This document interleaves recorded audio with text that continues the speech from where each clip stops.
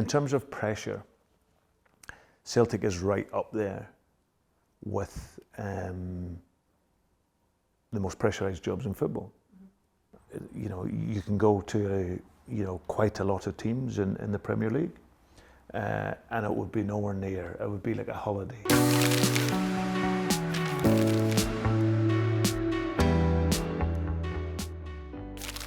Well, Brendan, lovely to get to sit down and chat with you away from Pleasure. the pressure, I'm guessing, of what it must be like up here for you in Scotland.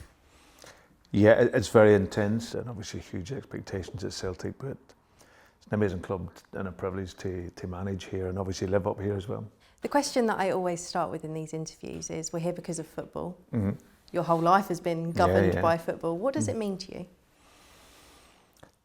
Football, for as long as I've known it, it has been my life, and I would say to my kids and would often pick up the size 5 football and I would tell them, see that ball there, that's taken me around the world and given me the most amazing life. Yeah. And that has purely been from when I was a child, just loving the game and watching the game. And you know, I have a photograph when I was young where I was only maybe about 2 or something, where I broke my leg. It's actually how I became left-footed. Wow. Because I used to kick the ball with my right foot, and then my brother pushed me out of the pram and I broke my leg. But whilst it was in plaster Paris, they said I always wanted the football. So you had to learn to do it with I your foot. I would then start to kick with my left foot, and then when I got the plaster Paris off, I was all left-footed, and then very, very lucky to then have spent my life in football. So as long as I've known it, it's always been a part of my life. Can you remember the first proper team you played for? Yeah. I didn't play my first 11-a-side game until I was 13. My primary school, we loved football, but we never had a primary school team in Carnlough, where I'm from. I never had a team in secondary school, but it was through friends at secondary school. They played for a team called Star United, which was in Ballymena, and they asked me to come along and play for them. Now, that was a year older, and that was virtually my first game. What were those years like, kind of going through the system, and when you realised that maybe you could kind of make it as a player? I'd always hoped that I could, and obviously when you get through those age groups before you play, and you're always wondering when is the chance going to come, because I wasn't playing in teams. I remember my mum and dad, I used to read the Shoot magazine, and there was the Bobby Charlton soccer school. I must have just annoyed the life out of them. I needed to get to Bobby Charlton soccer school. And you got there? And yeah, I ended up, I was able to go there, and in the hope that maybe I could be picked up. So the whole dream was to be able to move across to England and be full-time. So you were just a young boy with this dream of being a footballer, but it didn't go probably the way that you would have hoped at that point, I'm guessing. No, I think my youth career, as I started at 13, very quickly I was, my first club that I went to was Manchester United. So I get picked up within a matter of months of playing to go on trial at Manchester United. And then I'd been to a number of clubs. I became an international player for Northern Ireland, which was an amazing feeling. And then I went to Reading. Yeah, I went through, I got to the age where, and also at that age when I stopped playing, I recognised I probably wasn't going to be the player that I'd hoped I was going to be. Someone then said to me about the next best thing to playing is coaching, and then I moved into coaching young.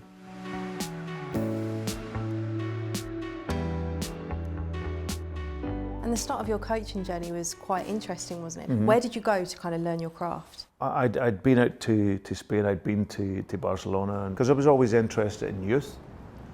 I tried to earmark clubs that really had that, what you would say, the top to tail philosophy. So from the very top of the club, right through to the bottom, there's a sort of synergy there. So going to Spain, and also that's married in with my beliefs in the game and a technical game. So I'd been to Spain, the Barcelonas, Valencias, Sevilla as well. I'd been there, and then obviously I was in Holland as well, and went to the likes of Ajax. I've been to FC 20 as well. So for me, it was the start point was really seeing that the European game and how they develop young players in Europe shouldn't be any different to how we develop our own players. I was going to come on to you going to Chelsea. Would you say that was your first big coaching job? Yeah. I think it shone the light on me probably a lot more. Being at Reading was brilliant as a club that looked after me as a young player. Ended up being academy manager there. Had a great spell of nearly 14 years then. But then going to Chelsea with Jose coming in as well, where they wanted to go to as a football club, how they wanted to transform the youth development section. Yeah, there's absolutely no doubt, because when I went in there, I think I was only in the door, and for 2-3 weeks there was like 4 or 5 real high profile coaches that were linked with my job. And I'd never obviously had that before at Reading at all.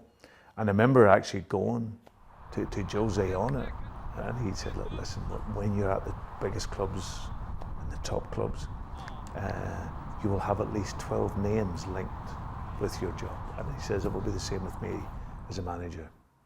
Don't worry, work well, work hard, and it will be okay. That must have been an incredible learning ground and taught you so many things that you probably still use today. Yeah, I think the opportunity to work with world-class players, we had some brilliant youth players there, and then I had the chance then to move closer with the first team. At that time, John and Frank and Ashley Cole and all these guys, Claude Makalele, just to be around that, to see how they live their life every day, see how they train, how they operate, it set the bar for me, because everything they wanted to do was world-class. And you've been at such a variety of different clubs since then, going from starting out as a manager to Watford, you've been Swansea, Liverpool, Celtic twice as well. How would you sum up kind of your coaching journey, and has it surpassed all of your expectations? I think when I first started out, if I would have been sat here after this duration and managed the clubs I've had, I'd been really proud of that. Starting as a manager at 35. And what was that like in itself? Yeah, that was, especially without the playing background, that was always going to, I really had to earn my stripes as a coach, because as I said, I didn't come with that background. Once I became the manager, you really realise that, I always say, once the curtain goes back and the lights are shining on you as the manager, it's a different world. You can be so close as the assistant or first team coach, but being the actual lead and the guy responsible, it's a different job altogether. If you could relive one match, what would it be? I think the game that always stands out, because it was a game that really propelled me, was the playoff final. Swansea versus Reading. I was obviously against my old club, but taking Swansea into the Premier League as the first Welsh club to arrive in there, and knowing how much it meant to people at that time. It's the best game in football to win, isn't it? I think in terms of it's the worst game to lose, the best game to win, isn't it? Well, yeah, 100%. I think that to go up out of the Championship, if you knew that you do it by the winning playoffs, it by the playoffs, you would take it over even winning the league, because the whole drama around it and the whole Wembley day, and that was special. And as I said, I've been fortunate enough to have won trophies up here with Celtic, which means everything to me. Winning the FA Cup for the first time in Leicester's history was special. But I feel that game just changed it for me going into the Premier League, and then we did well in the Premier League. This is a question I always ask as well. Has there been a turning point in your career? Because it feels like your career has taken some incredible turns in general. But I wondered if there's one when you sit here today that you look back on and think, if that hadn't happened, I might not be sitting here now. Yeah, I think I go back to my youth again. My cousin Kieran McMillan, in the little village where I was from, because he played for the local football team, and they would meet outside the pub. I wasn't allowed to go in the pub, of course, when I was younger. But we would be stood outside, and the team would meet there, and then they would travel to play games. And guys would come out of the pub and just go past me and go into the car. But he always made sure I get in a car and see the football. And I never ever forgot that. Never ever forgot that. And so that point there, if he doesn't take that time and that care to look after me and put me, because then for the remaining years of my childhood and life, that got me started in football. I might have went into Gaelic football or hurling or something else, but I to this day I'll always appreciate that.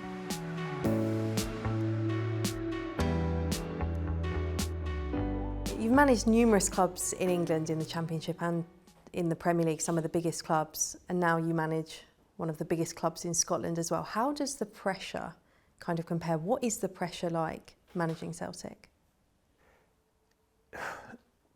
It's a real unique pressure. In terms of pressure, Celtic is right up there with the most pressurised jobs in football. Even when I was manager at Liverpool, you might have drawn with Manchester United and okay, you wanted to win, but it wouldn't maybe sometimes have been the worst result. With Celtic, it's the expectation to win every single game. And not just win the game, but to do it in a style that is synonymous with the club, because the club was the first British team to win what would be the Champions League, the European Cup. And they did so in a style, and that set the DNA for this club. So it's not just about winning, and people will say, and coaches and managers will say, it's only about winning. But at Celtic, it really is more than that. The mental fortitude you need to show here as a player, as a manager, under the spotlight is huge. And you can go to quite a lot of teams in the Premier League, and it would be nowhere near. It would be like a holiday compared to managing Celtic and Rangers for that matter. What's the proudest thing that you've achieved in your career? I think becoming a manager in the first place. Really? I would have to say, yeah, because my journey was different. The path to get to becoming a manager, that's the biggest achievement for me. And hopefully I can continue to be as successful as I possibly can. And by that I mean helping players develop, helping them improve, helping the conditions in their life. And if that allows me to win trophies along the way, then great. But being a manager is my big highlight. If you could only achieve one more thing in your career, what would it be? Reach 1,000 games. Oh, you didn't even have to hesitate then?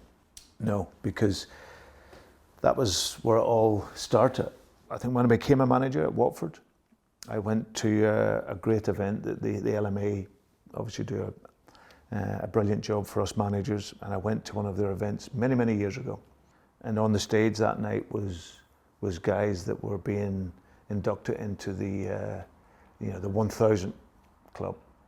And I remember sat there thinking, wow, they've done 1,000 games, and I was maybe only about 20 odd games. And I thought, wow, what to be able to do 1,000 games, it's a symbol of resilience and perseverance and people actually liking what you do.